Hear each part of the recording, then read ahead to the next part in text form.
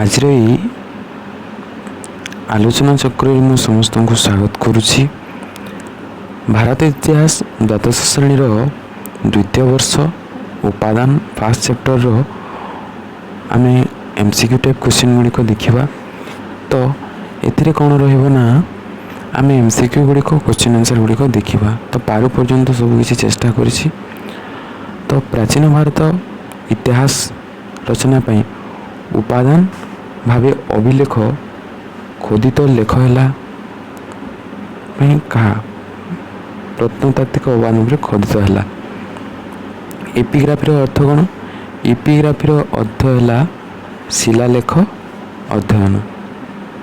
ମୁଦ୍ରା ଅଧ୍ୟୟନକୁ ନୁମିସ୍ମେଟିକ୍ ଥିବ, ନହେଲେ ମୁଦ୍ରା ତତ୍ତ୍ୱ ଥିବ। ଭାରତର ପ୍ରାଚୀନତମ ମୁଦ୍ରା ଭାବରେ କେଉଁ ମୁଦ୍ରାକୁ ଗ୍ରହଣ କରାଯାଏ? ମୌର୍ଯ୍ୟ ଯୁଗର ଛାପା ମୁଦ୍ରା। ଖାରବେଳଙ୍କ ହାତୀଗୁମ୍ଫା ଶିଳାଲେଖ କେଉଁଠାରେ ଅବସ୍ଥିତ? ଖାରବେଳଙ୍କ ହାତୀଗୁମ୍ଫା ଶିଳାଲେଖ ଉଦୟଗିରି ଠାରେ ଅବସ୍ଥିତ।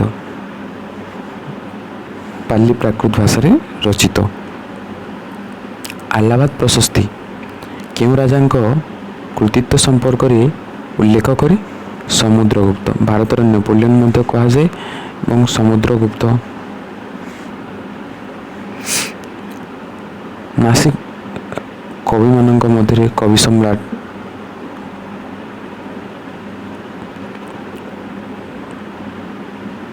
ନାସିକ ପ୍ରଶସ୍ତିରୁ କେଉଁ ରାଜାଙ୍କ ସମ୍ପର୍କରେ ଜଣାପଡ଼ିଥାଏ? ନାସିକ ପ୍ରଶସ୍ତିରୁ ଗୌତମୀପୁତ୍ର ସାତକର୍ଣ୍ଣୀଙ୍କ ସମ୍ପର୍କରେ ଜାଣିବାକୁ ମିଳିଥାଏ। ଚାଲୁକ୍ୟ ନରପତି ଦ୍ୱିତୀୟ ପୁଲକେଶୀଙ୍କ ସମ୍ପର୍କରେ କେଉଁଥିରେ ଜଣାଯାଏ? ଅହେଲ ପ୍ରଶସ୍ତି ଶିଳାଲେଖରୁ ଚାଲୁକ୍ୟ ରାଜା ଦ୍ୱିତୀୟ ପୁଲକେଶୀଙ୍କ ସମ୍ପର୍କରେ ଜାଣିବାକୁ ମିଳିଥାଏ।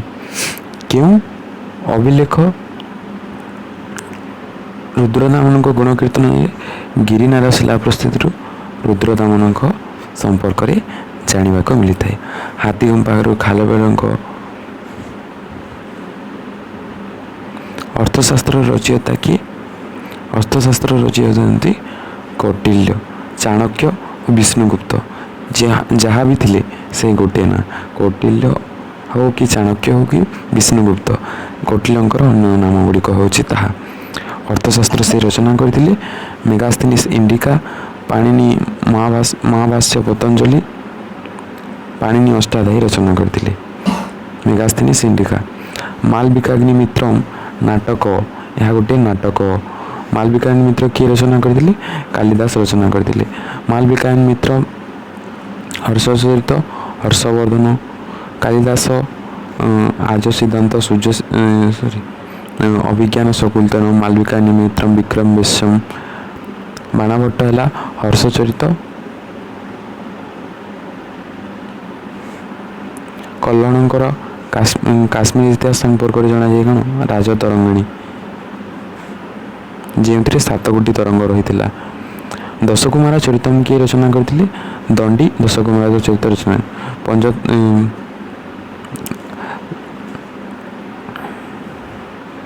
ରାଜତରଙ୍ଗିଣୀର ରଚୟିତା କିଏ? ରାଜତରଙ୍ଗିଣୀର ରଚୟିତା ହେଉଛନ୍ତି କଲ୍ହଣ। କଲ୍ହଣ ହେଉଛନ୍ତି ରାଜତରଙ୍ଗିଣୀର ରଚୟିତା। କେଉଁ ସାହିତ୍ୟ ଦକ୍ଷିଣ ସାହିତ୍ୟ ରାଜବଂଶ ରାଜାମାନଙ୍କର ଉପରେ ବିବରଣୀ ପ୍ରଦାନ କରିଥାଏ? ସଙ୍ଗମ ସାହିତ୍ୟ। ସଙ୍ଗମ ସାହିତ୍ୟ ଦକ୍ଷିଣ ଭାରତ ବଂଶର ରାଜାମାନଙ୍କ ଉପରେ ସବିଶେଷ ବିବରଣୀ ପ୍ରଦାନ କରିଥାଏ। କେଉଁ ରାଜାଙ୍କ ଶାସନ କାଳରେ ମେଗାସ୍ଥିନିସ୍ ଭାରତ ଭ୍ରମଣରେ ଆସିଥିଲେ? ମେଗାସ୍ଥିନିସ୍ ଆସିଥିଲେ ଚନ୍ଦ୍ରଗୁପ୍ତ ମୌର୍ଯ୍ୟଙ୍କ ସମୟରେ। ମରେ ଟିକେ ମନେ ରଖିଦେବ। ମୌର୍ଯ୍ୟ, ମରେ ମେଗାସ୍ଥିନିସ୍। ମେଘରେ କ'ଣ ଇଣ୍ଡିକା ଉଡ଼ିପାରିବ ନା, ତେଣୁ ସେ କ'ଣ ରଚନା କରିଥିଲେ? ଇଣ୍ଡିକା।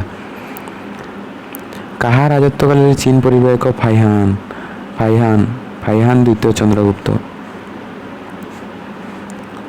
ଦ୍ୱିତୀୟ ଚନ୍ଦ୍ରଗୁପ୍ତ ଏବଂ ହର୍ଷବର୍ଦ୍ଧନଙ୍କ ସମୟରେ ହୁଏନ୍ସାଂ। କୁ ଟିକେ ମନେ ରଖିଦେବ। ଏବଂ ଏହାରେ ଫାହିୟାନ୍କୁ ଦ୍ୱିତୀୟ ଚନ୍ଦ୍ରଗୁପ୍ତ ବା ବିକ୍ରମାଦିତ୍ୟ ବୋଲି ମଧ୍ୟ କୁହାଯାଇଥାଏ। କାହା ରାଜତ୍ୱ କାଳରେ ହୁଏନ୍ସାଂ ଭାରତ ଭ୍ରମଣରେ ଆସିଥିଲେ? ଏହା ବାରମ୍ବାର ପ୍ରଶ୍ନ ଆସୁଛି। ହର୍ଷବର୍ଦ୍ଧନଙ୍କ ସମୟରେ। ଇଣ୍ଡିକା ଗ୍ରନ୍ଥର ରଚୟିତା କିଏ? ଇଣ୍ଡିକା ଗ୍ରନ୍ଥ ମେଗାସ୍ଥିନିସ୍। ମେଘରେ ଇଣ୍ଡିକା ଉଡ଼ିପାରିବନି, ତେଣୁ ଆମେ ଇଣ୍ଡିଗୋ ଉଡ଼େ, ତେଣୁ ତାହାକୁ ବି ମନେ ରଖିବ। ଇଣ୍ଡିଗୋ ଫ୍ଲାଇଟ୍ ଯେଉଁ ତାକୁ ବି ସେଭଳି ଭାବରେ ମନେ ରଖିପାରିବ।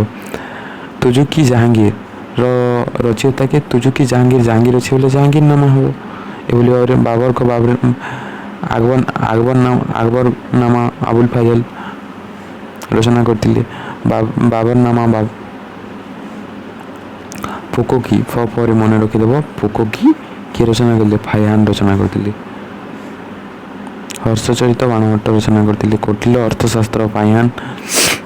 ଫୋକୋକି ରଚନା କରିଥିଲେ। ହୁଏନ୍ ସାଂ ସିୟୁକି ରଚନା କରିଥିଲେ। ବିକ୍ରମାଙ୍କ ଦେବ ଚରିତ ବିଲ୍ହଣ ବରେ ମନେ ତ ବିକ୍ରମାଙ୍କ ଦେବ ଚରଣ ବିଲ୍ହଣ। ପତଞ୍ଜଳି ମହାଭାଷ୍ୟ। ବିଶାଖା ଦତ୍ତ ମୁଦ୍ରା ରାକ୍ଷସ। ପ୍ରତିଜ୍ଞା ଦାଇରଣ ଭାଷ। ମହାଭାଷ୍ୟ କିଏ ରଚନା କରିଥିଲେ? ପତଞ୍ଜଳି। ଆର୍ଯ୍ୟଭଟ୍ଟ ଆର୍ଯ୍ୟ ସିଦ୍ଧାନ୍ତ, ସୂର୍ଯ୍ୟ ସିଦ୍ଧାନ୍ତ, ଦଶ ଗୀତିକା ସୂତ୍ର ସେ ରଚନା କରିଥିଲେ। ବିଜୟ ସିଦ୍ଧାନ୍ତ ମଧ୍ୟ ରଚନା କରିଥିଲେ। ତହକିକିନ୍ ଆଲବେରୁଣି ରଚନା କରିଥିଲେ। ତବାକାଦିର ନାସିରୀ ମିନାଜୁସିଲା। ଏହା 2022ର କୋଶ୍ଚିନ୍।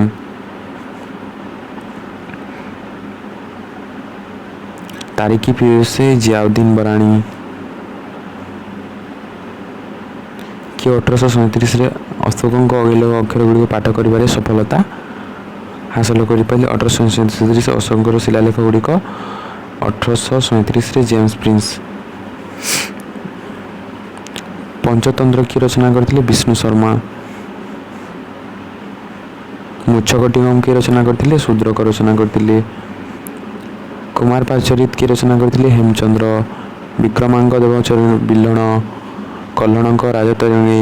ନିମ୍ନ ମଧ୍ୟରୁ କେଉଁ ସମ୍ରାଟଙ୍କ ଲିଖନ ପ୍ରଣାଳୀକୁ ସବୁଠାରୁ ପୁରାତନ ବୋଲି କୁହାଯାଏ? ଖାରବେଳ ଅଶୋକ 261 BC। ତ୍ରୟୋଦଶ ଶିଳାଲେଖ ପାକିସ୍ତାନର ଶାହବାଜଗଡ଼ଠାରେ ମଧ୍ୟ ତାହା ରହିଛି। ଆଫଗାନ ସ୍ଥିତ ଶିଳାଲେଖରେ ଅଶୋକ ନିମ୍ନୋକ୍ତ କେଉଁ ଲିପି ବ୍ୟବହାର କରିଥିଲେ ବୋଲି ଦେଖିବାକୁ ମିଳେ? ଗ୍ରୀକ୍ ଲିପି। ବ୍ରାହ୍ମୀ ଲିପିର ପାଟୋଦ୍ଧାର କିଏ କରିଥିଲେ? James princess. ପ୍ରଥମେ ବ୍ୟବହୃତ ହୋଇଥିଲା ତାହା ଅଶୋକଙ୍କ ଶିଳାଲେଖ ଗୁଡ଼ିକରେ ଆମେ ପ୍ରଥମେ ଦେଖିବାକୁ ପାଇଥାଉ। ନିମ୍ନୋକ୍ତ କେଉଁ ଲିପିରେ ପ୍ରତ୍ୟେକ ଅକ୍ଷରର ପରିବର୍ତ୍ତନ ଘଟୁଥିଲା? ବ୍ରାହ୍ମୀ ଲିପିର ପରିବର୍ତ୍ତନ ଗୁଡ଼ିକୁ ଦେଖିବାକୁ ମିଳିଥାଏ।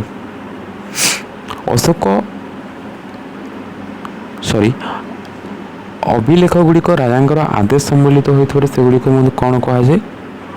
ଅନୁଶାସନ ବୋଲି କୁହାଯାଏ। କୌଣସି ଶାସନ ପଦ୍ଧତି ସମ୍ପର୍କରେ ଯେଉଁ ନୀତି ନିୟମ ସେଗୁଡ଼ିକ ରହିଥାଏ ତାହାକୁ ଅନୁଶାସନ ପଦ୍ଧତି ସମ୍ପର୍କିତ ମଧ୍ୟ ବୋଲି କୁହାଯାଇଥାଏ। ରୁଦ୍ରଦାମନଙ୍କ ଶିଳାଲେଖରୁ କେଉଁ ଭାଷାର ଦେଖିବାକୁ ମିଳେ? ସଂସ୍କୃତ ଭାଷାକୁ ଦେଖିବାକୁ ମିଳିଥାଏ। ସଂସ୍କୃତ ଭାଷା। ଠିକ୍ ସେହିପରି ଗ୍ୱାଲିୟର ପ୍ରଶସ୍ତିରେ ନିମ୍ନୋକ୍ତ କେଉଁ ଶିଳାଲେଖ ସମ୍ପର୍କରେ ସୂଚନା ମିଳିଥାଏ?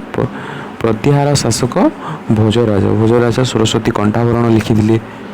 ନିମ୍ନୋକ୍ତ କେଉଁ ପ୍ରଶସ୍ତିରୁ ହର୍ଷବର୍ଦ୍ଧନ ଚାଲୁକ୍ୟ ରାଜା ପୁଲକେଶୀଙ୍କ ଦ୍ୱାରା ପରିଚାଳିତ ହୋଇଥିଲେ? ଏଥିରୁ ଜଣାଥାଏ ଅହେଲ ଶିଳା ପ୍ରଶସ୍ତି। ଆଲାବା ଶିଳା ପ୍ରଶସ୍ତି ସମୁଦ୍ରଗୁପ୍ତଙ୍କ ସମ୍ପର୍କରେ ଜାଣିବାକୁ ମିଳିଥାଏ।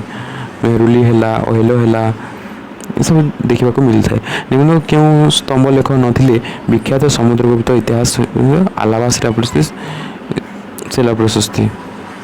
ମେହରୁଲି ଲୌହ ସ୍ତମ୍ଭ ଯାହାକି କୌଣସି ବି କଲଙ୍କି ଲାଗିନାହିଁ।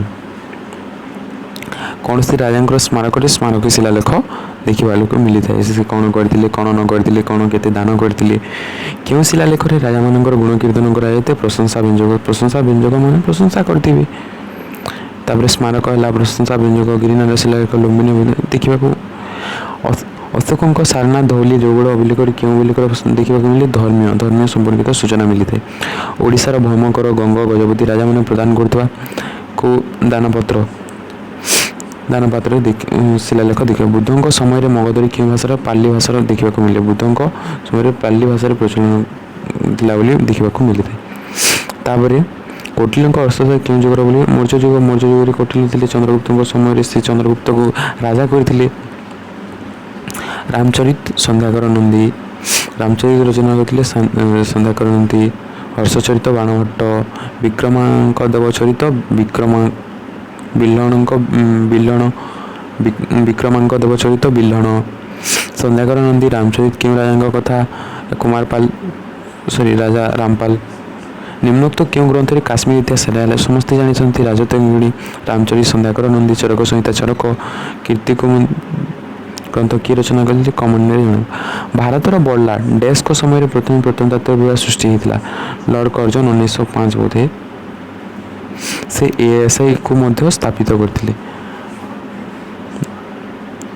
एएसआई रो डायरेक्टर जनरल थे जिते हरपाखंड ASI 1761 Asiatic Society of sorry archaeological survey of India Rajasthan desk Jankriti देखिए राजस्थान दिलवारा दिवारा हो जाए दिलवारा यह दक्षिण में मालमपुर डेस्क मंदिर पल्लव मान स्थापत्य कृतिर परिचय दिए प्रस्तर कटा तापर आसला डेस्क प्रशस्ति सातवाहन गौतमीपुत्र सातकर्णी यशगान कर नासिक प्रशस्ति सातवाहन शासक गौतमीपुत्र यशगान करते भूखंड फल भूमिगर्भ आविष्कृत होता ध्वंसावशेष को डैश कहुए प्रत्नतत्व कहुए भूखंड पर जमी गर्भर आविष्कृत होता ध्वंस बसे भूखंड आविष्कृत जहाँ हुए अर्थात मुझे गोटे डेफिनेसन कह भूपृष्ठ भूतल खनन आविष्कृत होता कीर्तिराजी को आम कौन कहू प्रत्नतत्व कहू और प्रत्नतत्व अध्ययन को आम कौन बोली कहू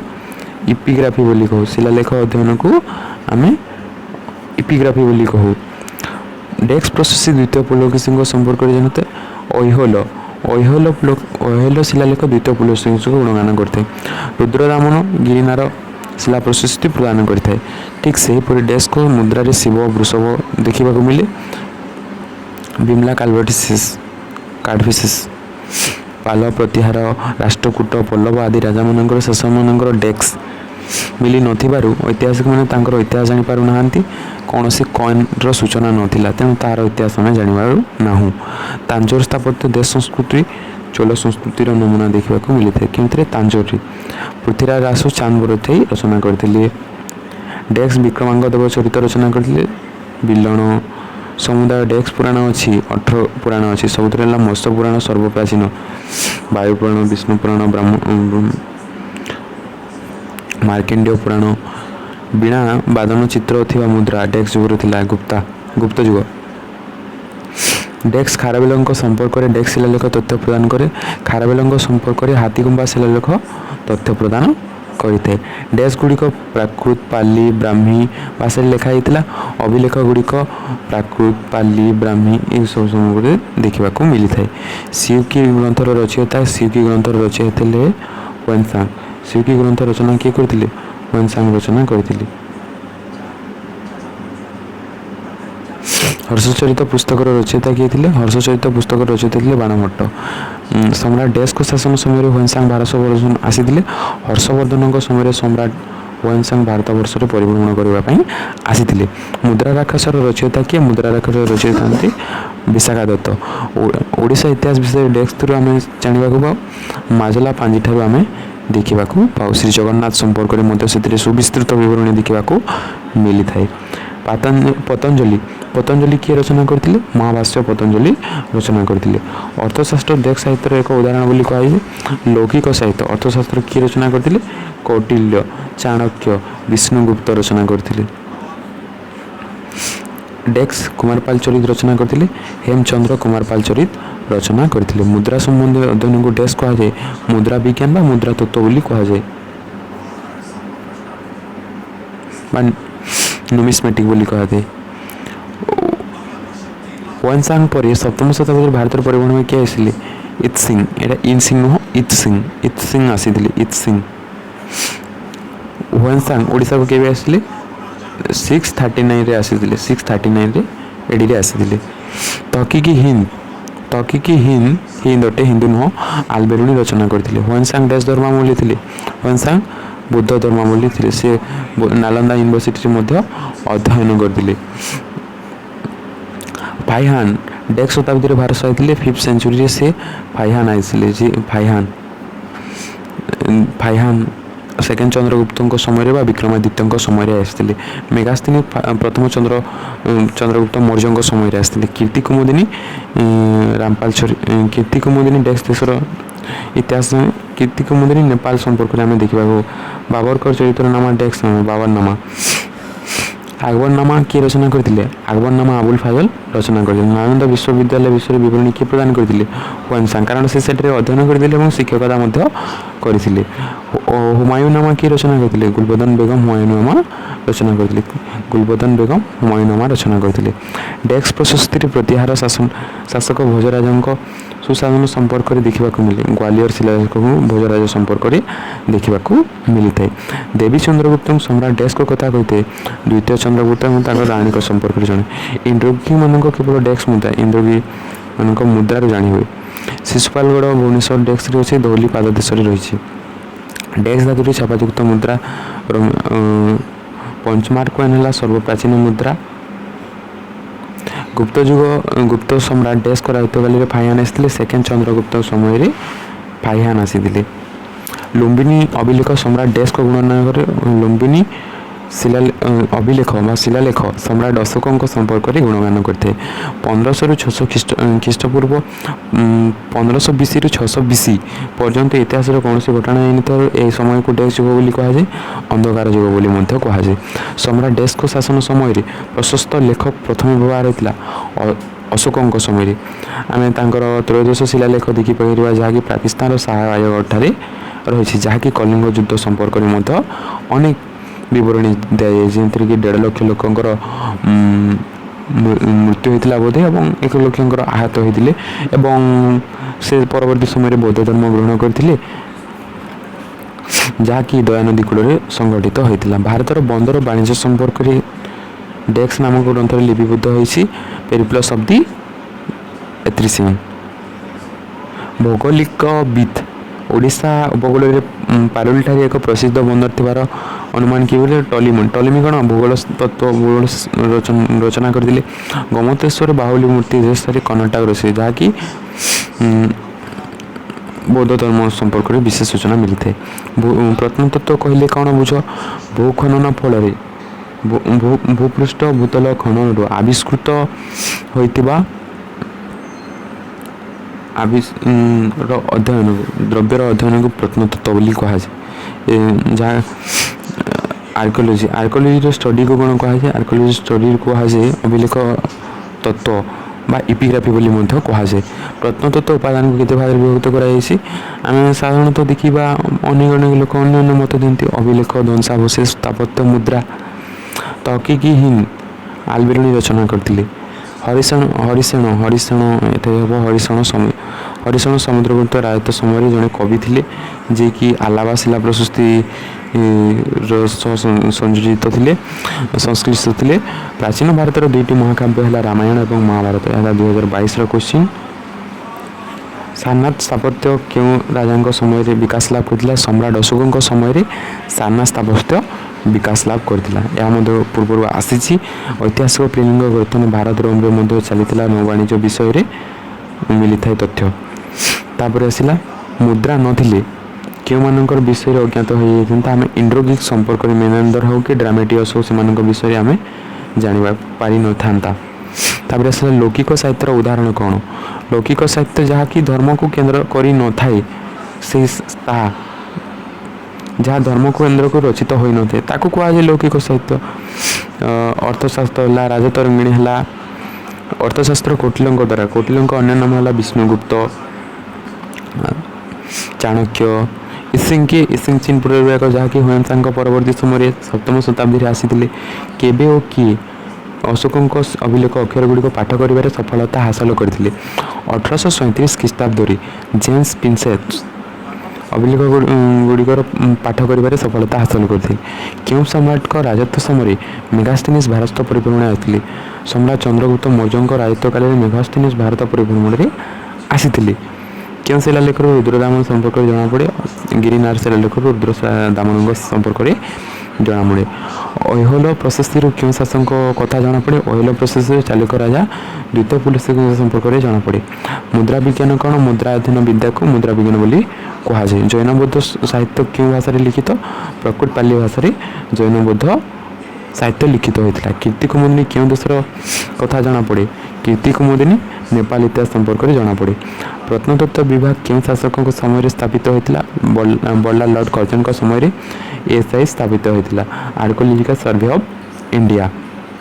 ଏହା ମଧ୍ୟ 2022 क्वेश्चन आसीथिला।